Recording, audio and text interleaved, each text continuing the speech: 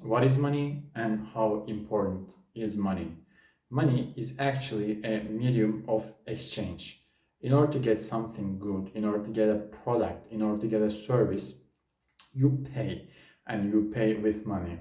Money was gold and silver at the beginning. People have used it for 1,000 years, perhaps multi thousands of years. People have used gold and silver as a medium of exchange.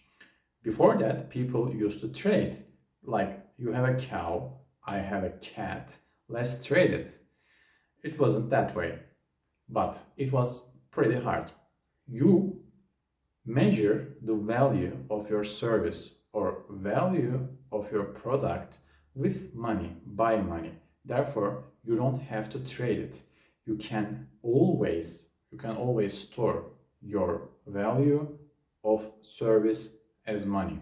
And I think money is a great invention which made the life much easier for humans. But it can also be used in a wrong way. Just look at the central bank, just look at the Fed, just look at the other central banks of the world. They are printing trillions of dollars, trillions of euro, trillions of any kind of currency in the world, and therefore they are causing an inflation. And by causing an inflation, they are lessening the value of the money, and money holders are getting really big damages from this.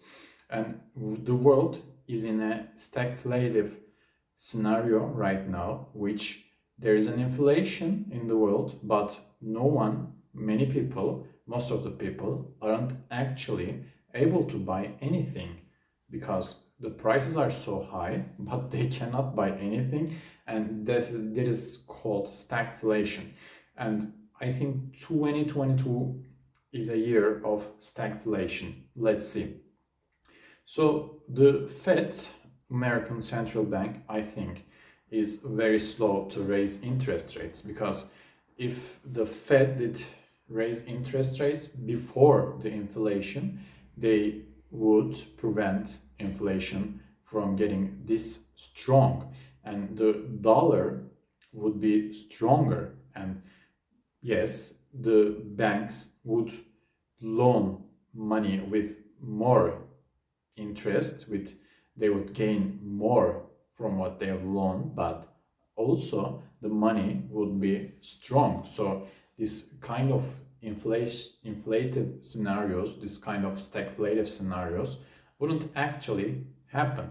So money is very important. Some would go out and say money is the most important asset of a nation, but nations around the world, around the globe, are actually printing their money to oblivion. Just look at Venezuela. Venezuela had a bolivar, so they could exchange many goods with bolivar, but they have printed millions, billions, trillions of bolivars, which made their money is so worthless. And they have to they have to pick a case of money in order to buy just one cup of yogurt, just one cup of milk, anything. And their money is very, very worthless this way.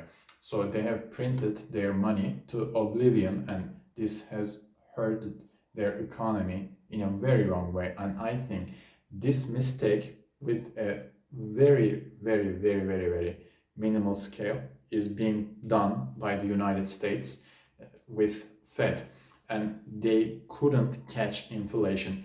In March 2022, they will increase the interest rates, perhaps with 50 base points, but it will not be enough because the inflation is already at the 7.3%, and it's huge, and it is kind of a record for 40 years, and it's a very long time. It is actually a sad time to be young in this, because young people don't have many assets. Young people, and as a young person, I don't actually care about assets. I have some kind of, I have 3 homes by heritage, but I don't really care about it so much. But many young people who don't have heritage or anything don't have much of assets, and most likely will not have much assets in the future, in the close future at least. So it is very bad to be young at this day and age. Perhaps 20 years earlier, if we were young, it could be nice, it could be great. Perhaps 30 years earlier, or 20 years later, we could be very happy with our youth. But we are in an unlucky position. So what should we do as young people in this inflative environment? So in this inflated environment, I think one of the best assets that will perform is old school, gold and silver. And the other, like oil, and oil is performing so well. It is, I think, at the $93 per barrel, and it's a big number because when the pandemic started, the oil had actually negative value because no one could actually drive because there were lockdowns around the world, so no one was able to drive. So if you're not able to drive, you don't need oil. So just say this, it's all about timing. Actually, it's all about timing. Buying oil at 2020 would make you rich if you did hold it and sell it right now, because the 1 barrel you will have some kind of 6 times value in dollars. So it's great actually. Just think about this. If you have invested $10,000, you would have now $60,000, and you're not doing much. You're just sitting on your butt and seeing oil rise, rise, rise. If you had invested $100,000, you would have $600,000 right now. And I think it is, it takes to be read. You have to read. You have to read financial books. Right now, I'm reading The Militia of Nations, and one MIT and one Harvard professor are the writers, and I think the book has very good start. So I like this book. And before that, I read many financial books, and I'm still actually listening reruns from a financial book that is named The Millionaire Fastlane by MJ DeMarco. And I think MJ DeMarco's book had a huge impact on me, huge impact on my life and financial view, because he kind of looks differently to the world. And everybody says something, everybody says one thing. The vast majority, when the vast majority says one thing, you should get away. You should get away. Like, think this as a ship. There is a ship, okay, there is a crowded side of the ship, and there is a less crowded, less populated side of the ship. That crowded side of the ship will sink, I can assure you. So you don't want to be with the people who are sinking, and you should be away from them. You should be away from them to preserve your savings, to preserve your value, to preserve the medium of exchange which you have provided by your services. So in order to preserve your services, which you did in the past, you have to think differently from the most of the people. And unfortunately, the government or the many famous people, willingly or non-willingly, will not tell you these kind of things, because they have to sell their product, and the way of selling this product is by teaching you wrong. When they teach you wrong, when they took your ability to criticize your teachings, you are letting yourself to be a victim, and you are lending the power away, not to you, not to yourself. You are getting the power and giving them the power over you, to control you.